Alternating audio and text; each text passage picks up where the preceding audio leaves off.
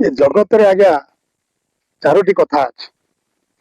ନ ଦେଖି ସୁନ୍ଦର, ନ ଚିପି ଟାଣେ, ନଚାଖି ସୁଆଦ, ନ ଦେଇ ଦାତା। କଣ?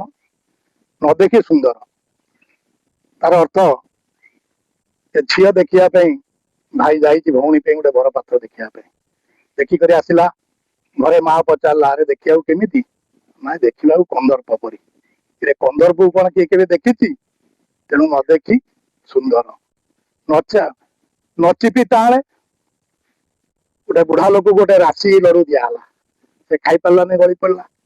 କଣ ମଉସା ଦାନ୍ତରେ ହେଲା ନାଇଁ କି? ମାଇରେ ବାପା, ଇଏ ବଜ୍ରଠୁ ଆହୁରି ଟାଣେ।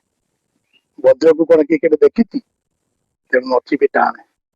ନଚାଖି ସୁଆଦ, ଗାଁକୁ ଯାଇଛେ, ଗୋଟେ ବାହାଘର ଫିଷ୍ଟ ହେଇଛି ଗାଁରେ, ଯାଇଛେ, ସେଠି ଡାଇବେଟିସ ରୋଗୀ ସେ କ୍ଷୀରା ହେଇଛି, କ୍ଷୀରା ଖାଇଲା ନେଇ। ପଚାରିଲା ପାଖ ଲୋକକୁ, ଆରେ କ୍ଷୀରାଟା କେମିତି ହେଇଛି? ମା ଅମୃତ ଭଳିଆ ହେଇଛି। ଅମୃତ କଣ କେହି କେବେ ଚାଖିଛି? ତେଣୁ ନଚାଖି ସୁଆଦ, ନ ଦେଇ ଦାତା। ବାହାର ଗାଁରେ ଜଣେ ଭଦ୍ରଲୋକ ତୁମ ଗାଁକୁ ଆସିଛନ୍ତି, ତୁମ ଗାଁରେ ଗୋଟେ ଭଲ ମନ୍ଦିର ହେଇଛି, ଯାହା ଗୋଟେ ଭଲ ମନ୍ଦିର କରୁଛ। ନା ସବୁ ସେଇ ଭଗବାନଙ୍କ ଇଚ୍ଛା।